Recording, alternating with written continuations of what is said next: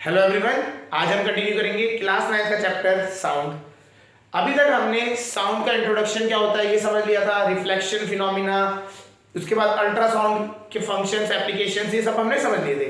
आज हम बात करेंगे ह्यूमन ईयर के बारे में। ह्यूमन ईयर एक हमारा सेंसरी ऑर्गन आता है। अगर हम बात करें, ईयर्स एक सेंसरी ऑर्गन है जो कि साउंड को सुनने में या साउंड को सिग्नल्स की फॉर्म में हमारे ब्रेन तक पहुंचाने का काम करता है। तो year is a very important sensory organ. तो इसका हम आज बात करेंगे, स्ट्रक्चर क्या होता है, कैसे उसकी वर्किंग होती है, ये हम समझेंगे। ठीक है, चलिए स्ट्रक्चर पे आते हैं। तो हम ह्यूमन ईयर को अगर हम बात करें तो हम उसको 3 पार्ट्स में डिवाइड करते हैं। हम ह्यूमन ईयर को 3 पार्ट्स में डिवाइड करते हैं। डिवाइड करने का क्या है, इससे कि हमारे को पता रह जाए, अलग से ही पार्ट होते हैं ये तीनों, और इससे हम क्या होता है इजीली अंडरस्टैंड कर पाते हैं। पहला पार्ट जो हम कहते हैं वो है आउटर ईयर। आउटर ईयर,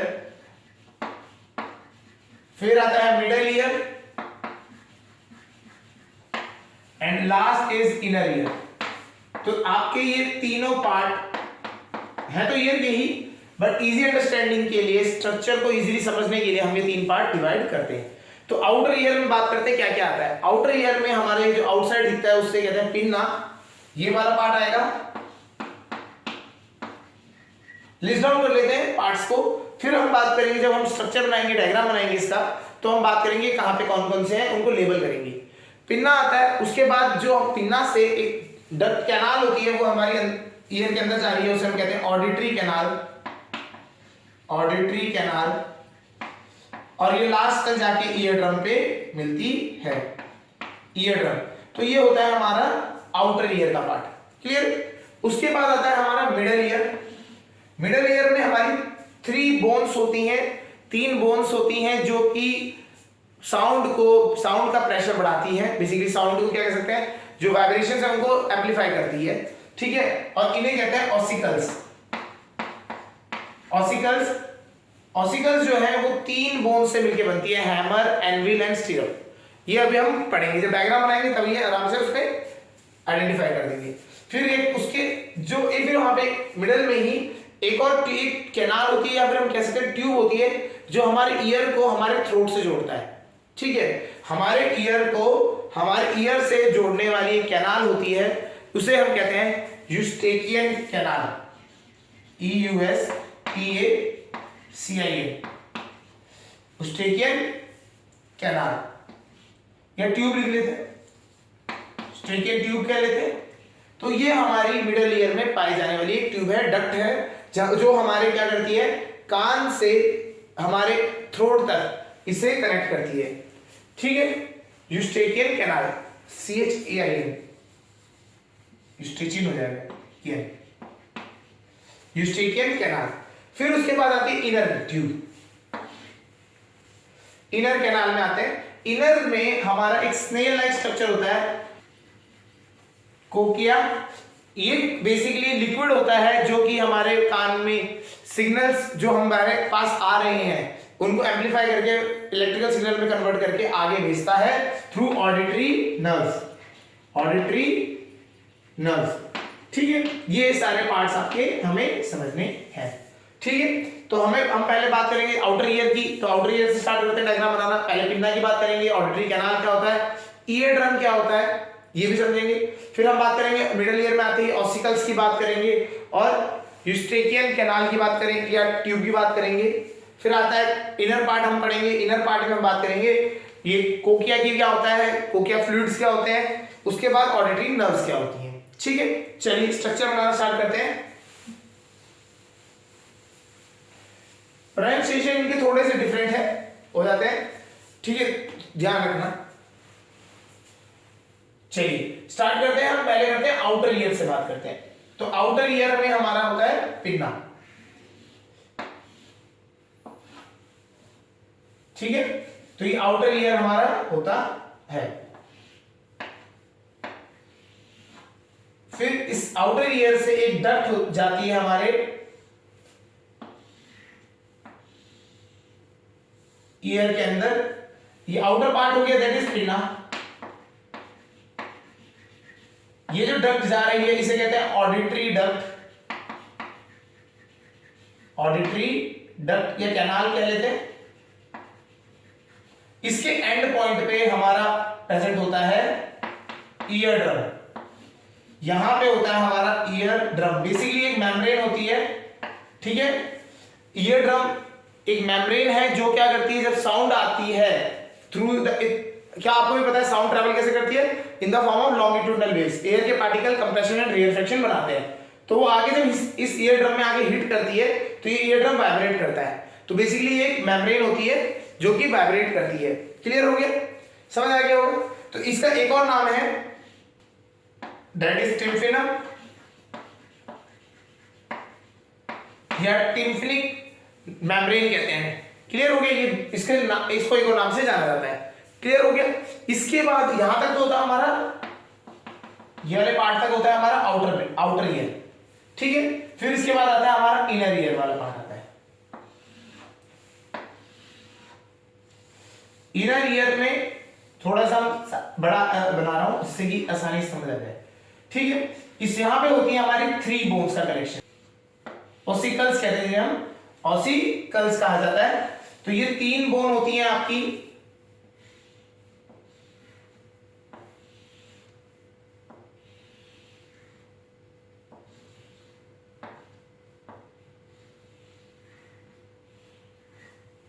ठीक है। ये इस तरीके से होती है 3 बोन्स जो होती हैं। इन तीनों बोन्स के नाम हैं, फर्स्ट इज हैमर,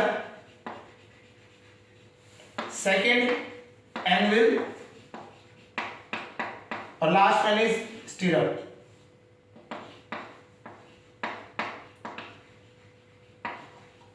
ठीक है। और ये तीनों को जब हम एक साथ इकट्ठा कर लेते हैं इन्हें क्या जाता है, ओसिकल्स, ओसिकल्स, ठीक है। ये नेम्स दिए गए हैं डिपेंडिंग ऑन द वर्किंग, मतलब बेसिकली ये हैमर की तरह एक्ट करता है, जब वाइब्रेट करता है तो हैमर की तरह ये एनविल पे हिट करता है। और एनविल क्या होता है, स्टिरअप होता है, इसके साथ जुड़ी होती है और ये वाइब्रेट करता है। जैसे हैमर हम एनविल पे हिट करते हैं ना, तो उस तरीके से एक्शन होता है, तो इसलिए इनका नाम ऐसा रखा गया है। स्टिरअप क्या होता है, जैसे घोड़े में आप जब हॉर्स राइडिंग करते हैं तो आपको जो पैर रखते हैं जिसपे, तो उसका भी स्ट्रक्चर बिल्कुल ऐसा ही होता है जिसपे पैर रखा जाता है। तो इसीलिए इसका स्ट्रक्चर इस तरीके से होता है। क्लियर। तो ये इसीलिए इसे नाम दे दिया हमने, स्ट्रक्चर इस तरीके से है तो नाम हमने उसी तरह दे दिया। और इसके साथ जो ये आप देख रहे हैं, ये जो डक्ट सी दिख रही होगी, ये जो डक्ट है, ये डक्ट मिडल ईयर को, ये मिडल ईयर है, इसको कनेक्ट करती है थ्रोट से। और ये जो डक्ट जा रही है इसका नाम होता है यूस्टेचियन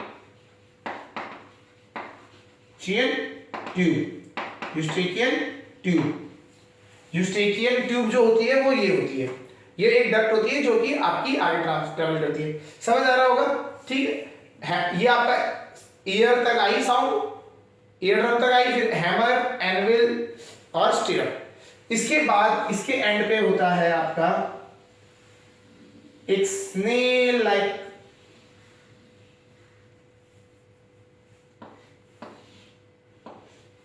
स्ट्रक्चर। ये इसमें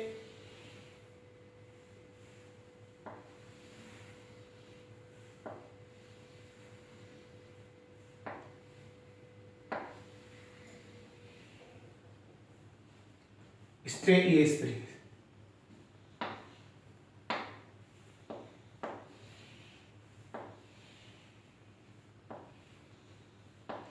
ठीक है। और यहां से इसकी ऑडिटरी नर्व्स लगी। ये बेसिकली क्या है, इसके अंदर लिक्विड भरा है और इसे कहा जाता है, ये वाला जो पार्ट है, ये तो यहां तक था आपका मिडल वाला। अब इसके बाद इनर ब्रेन आता है और इनर ईयर आता है बेसिकली, और इसे कहते हैं कोकिया कहा जाता है। इसके अंदर लिक्विड भरा होता है जो कि आपका क्या करता है, वाइब्रेट करता है और हमारे इलेक्ट्रिकल सिग्नल बना के ये जो नर्व्स हैं, ये है आपकी ऑडिटरी नर्व्स के थ्रू भेज देता है सिग्नल्स ब्रेन में। ठीक है। तो स्ट्रक्चर समझ आ गया होगा, जो हमने पढ़े थे वो सारे हो गए हैं। पिन्ना हो गया, ईयर ड्रम हो गया आपका, ऑडिटरी कैनाल हो गया, ऑसिकल्स आपके हो गए, ये आपका यूस्टेचियन ट्यूब हो गई, उसके बाद कोकिला हो गया और ऑडिटरी नर्व्स। ये इस तरीके से आपका ईयर का स्ट्रक्चर होता है। क्लियर हो रहा है, ये समझ आ गया, ठीक है, ओके। अब यहां पे हम बात करते हैं, ये तो हमारा स्ट्रक्चर हो गया। स्ट्रक्चर में कोई प्रॉब्लम नहीं है, ये आपका आउटर ईयर, ये इतना यहाँ तक मिडल आपका आ जाता है, मिडल ईयर, और इसके बाद आपका आता है इनर ईयर।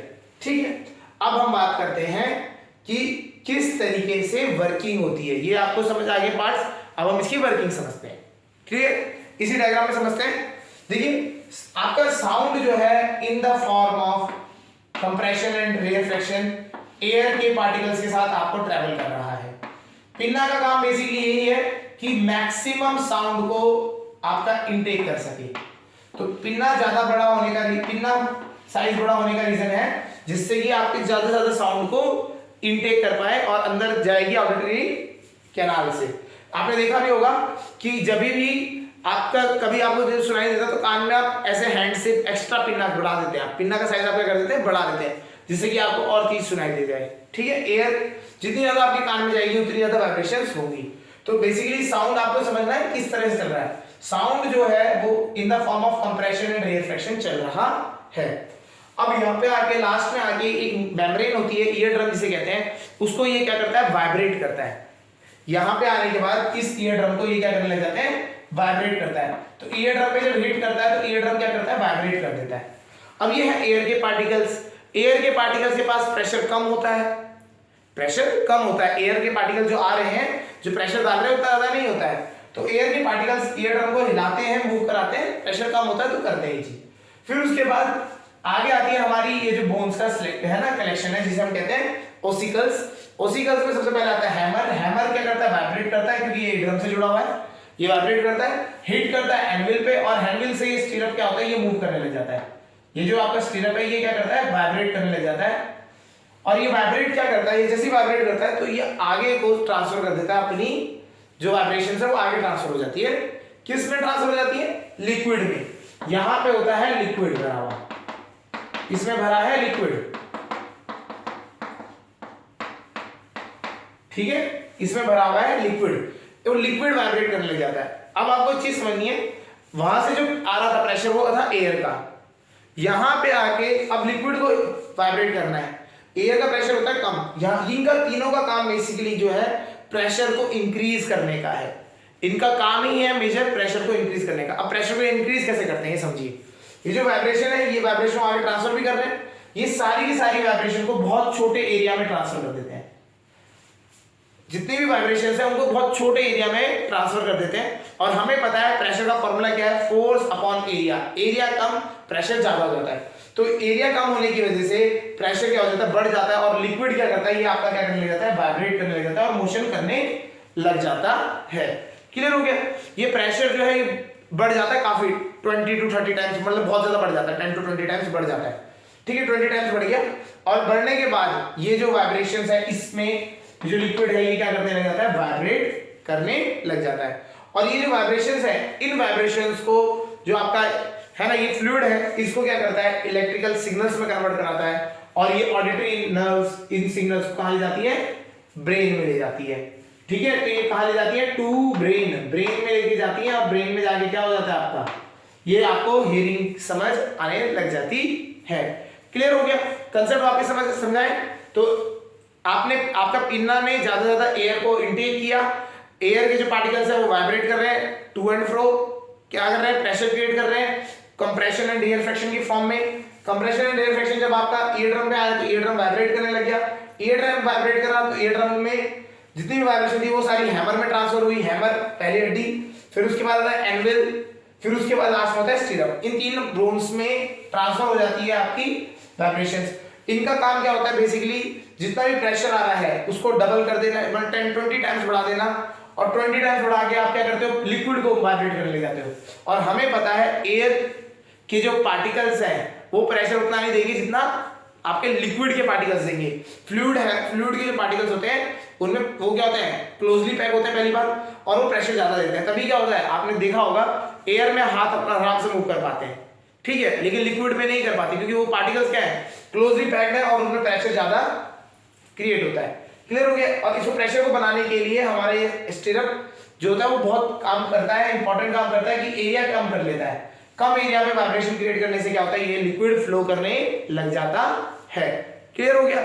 और ये करने के बाद ये सारे सिग्नल्स को जो वाइब्रेशन है उनको इलेक्ट्रिकल फॉर्म में कन्वर्ट करता है और वो भेज देता है हमारे ब्रेन में। और इस तरीके से आप क्या होता है कुछ भी जो सुनते हैं वो आपके ब्रेन में एज अ इलेक्ट्रिकल सिग्नल पहुंचता है और ब्रेन उस इलेक्ट्रिकल सिग्नल को इंटरसेप्ट करता है, मतलब उसको समझता है और आपकी हियरिंग कंप्लीट हो जाती है। समझ आ गया? तो यहां से समझना है कि जो साउंड है वो हमेशा एयर की फॉर्म में आती है, कंप्रेशन एंड रेयरफेक्शन।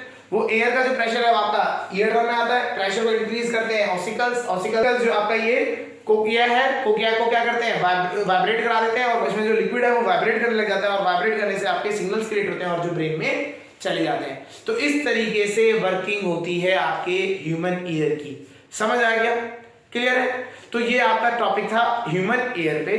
ठीक है, आज के लिए इतना है और ये चैप्टर कंप्लीट हो गया है।